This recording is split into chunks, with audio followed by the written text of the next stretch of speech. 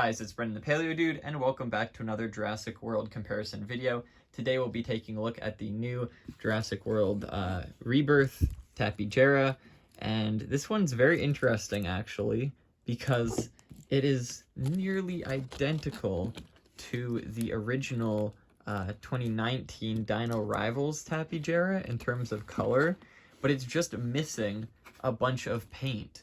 Like, the body and the wing colors are the same. It's kind of like this brownish green for like the legs and the head. Then the body's kind of more of this like lighter brown. But even the patterns on the wings are the same, just with less pattern down the side, or at least very similar. You can see up here it shares like basically this, yeah, there's that dot there, triangle, long thing. So they cheaped out on it. There's no additional patterns on the tips here, and of course the main thing is they did not color the wings. So the wings on the original Tapejara are these really nice red, almost reddish orange, and they don't have it on this one. It's just gone. And I mean, it's nice, I guess, because you could use it as a form of sexual dimorphism. Like, oh yeah, this is the male. It is very pretty. It's very colorful. And then the female is a more basic color without all the flashy patterns and stuff, which I can totally see. And I do like that aspect of it, but it's literally identical, just cheaper with no patterns and colors.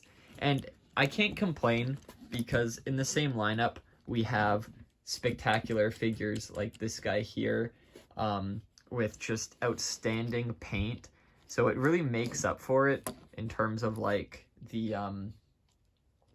where they put the budget to for like paint and modeling and stuff. So you've got these like cheaper retools with horrible paint.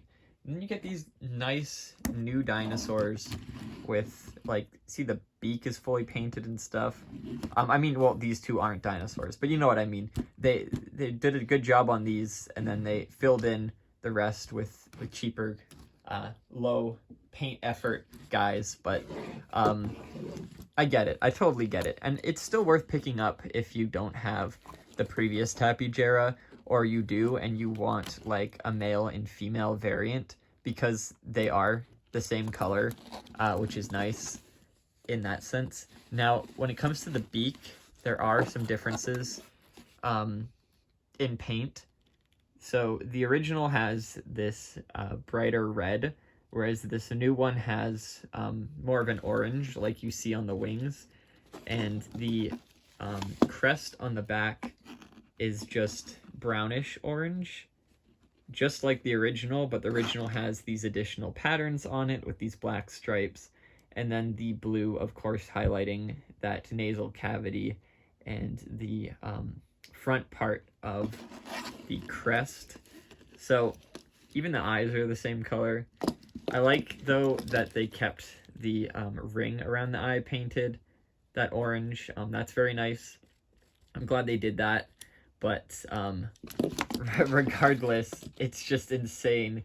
No paint on the wings. And you can see the original, like, they cared enough to paint this sliver of wing along with that inner part. And I've seen most of the newer pterosaurs, they don't do that anymore. Obviously, they just skipped out on it with this one, which is fine and makes sense. But yeah, no, that's just insane. Next, we'll compare it to another pterosaur, the Ornithocheirus. So you can see the wing paint on the Ornithocheirus, a lot different. Head paint's pretty similar in terms of just like how they did it, highlighting the eye. And then this is Tupanodactylus, I think. And you can see it's got a huge crest. They have a print on it. But yeah, the eye is highlighted. This one has the nasal cavity painted, but both beaks are painted. And the wings, yeah, they did more paint job on that one. And then, of course, the original Tapejara from Jurassic Park 3. This one's a beast. It's huge. In terms of wing paint, it's superior, obviously. And head paint-wise, it also has a lot more going on. But it's just a Pteranodon head with the Tapejara crest on top. So it's less accurate, but it has a cool feature. And the colors are really nice. So it would have been cool if they actually did like a throwback on this one where they painted it with similar colors to the original Tapejara from 2001. But nonetheless, it's still a nice addition to the line, and cool that they had it the same color minus all the details if you want to do male and female flock building. So I hope you guys enjoyed this comparison, and I hope that you found it helpful. Please check out my previous comparisons, and be sure to look out for future comparison videos, unboxings, toy hunts, etc. And I'll see you all in the next one. Bye-bye.